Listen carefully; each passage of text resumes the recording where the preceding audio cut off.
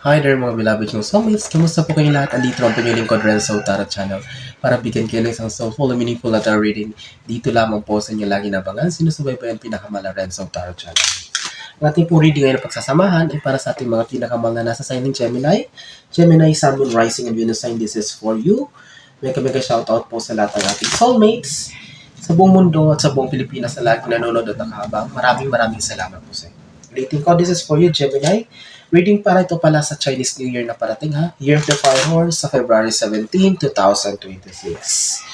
Okay, alamin natin ano bang dapat mong asahan mga ganap kapalaran ng mga Gemini ngayong taong 2026 Year of the Fire Horse. Sige. I hope you're doing good. I hope you're in a good condition. Safe, healthy, and of course, you're happy. Spirit, universe, spirit guides, angels, ancestors, Holy Spirit, and cards, please for Gemini. Hindi po ako magsasawang magpasalamat po sa inyo sapagkat kung wala po kayo ay wala po ang Renzo Tarot Channel. Sige. Spirit, universe, spirit guides, angels, ancestors, last 5 cards please for Gemini. Kamusta kayo mga Gemini kong soulmates? Nagpakita siya. Spirit, universe, spirit guides, angels, ancestors.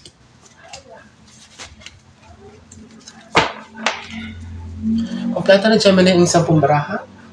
Huwag na natin pampatagalin pa itong reading mo for Chinese New Year. Oh, this is a very beautiful opening card, Gemini. This is King of Cups. I can see her, aside from wishes being fulfilled, ay makakakita tayo ng Gemini na para makakaahon na. This is a recovery period for you. Kasi Gemini, for the past weeks, for the past months, parang lubog kayo. Lugmok kayo. You don't know what to do. It seems talagang dapang-dapa kayo sa mga, overwhelmed kayo sa mga problema, mga responsibilities, but I can see a recovery period. Makakabangon kayo, King of Cups. I can see here na parang, it's not only recovery, but it's like also abundance. After the recovery comes na tuloy-tuloy na ang pagpasok ng mga blessings. Titingnan natin. Oh, yan na.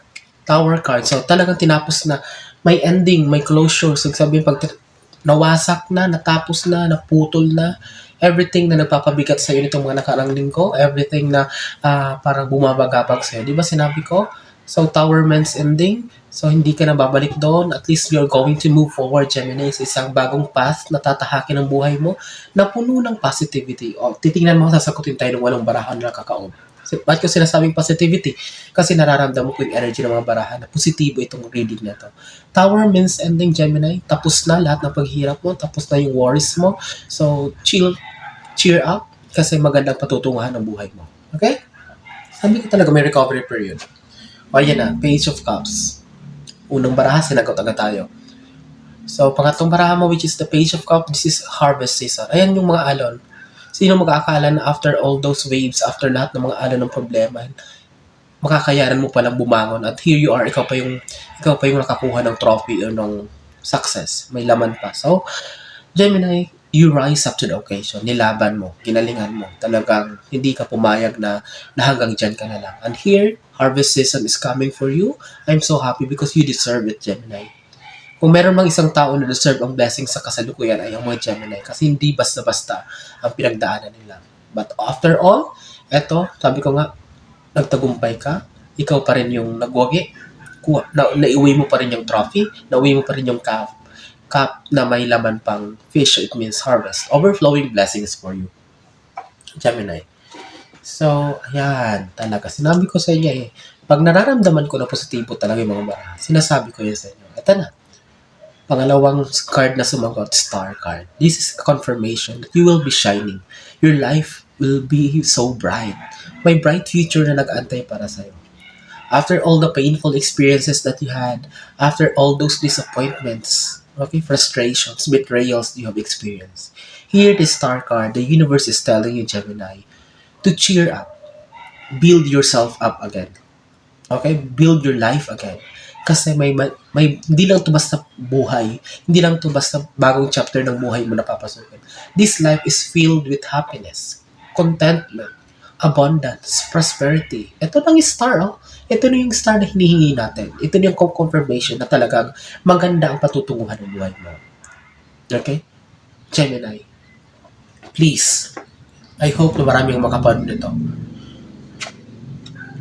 Four of Swords. Okay? You need to have time for rest. Kailangan mo namang magpahinga.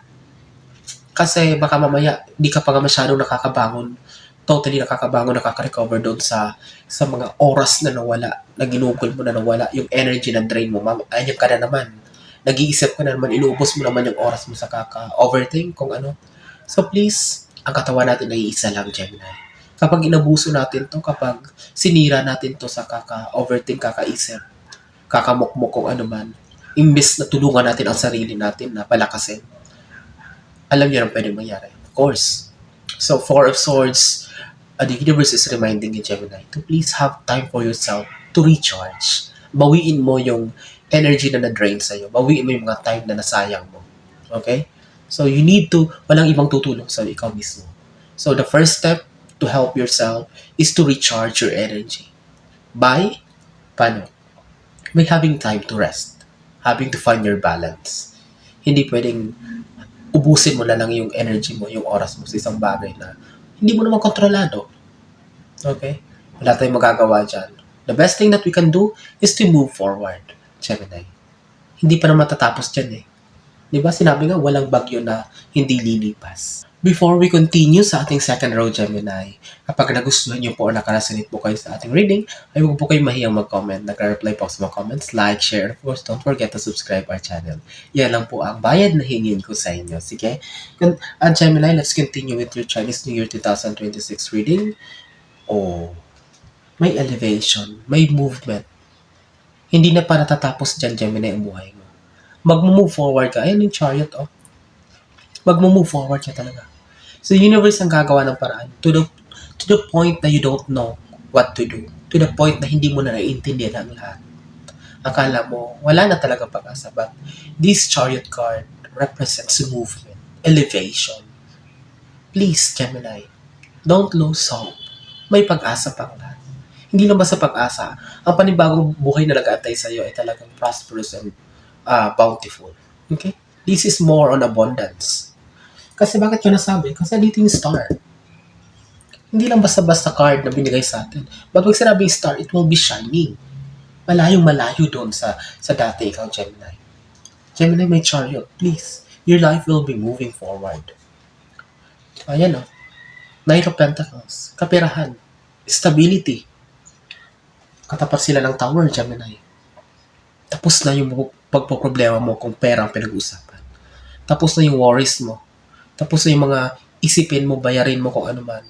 May ipapadala sa universe na maraming blessings for you, money-related. Mga sitwasyon, mga tao na tutulong sa iyo. Opportunities that will be opening for you na may kinalaman sa pagbibigay ng stability sa kaperahan.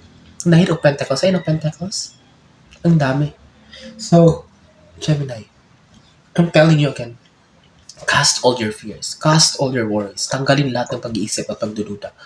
To the point na question mo na ang sarili mo, yung worth mo, bakit ganito ang nangyayari?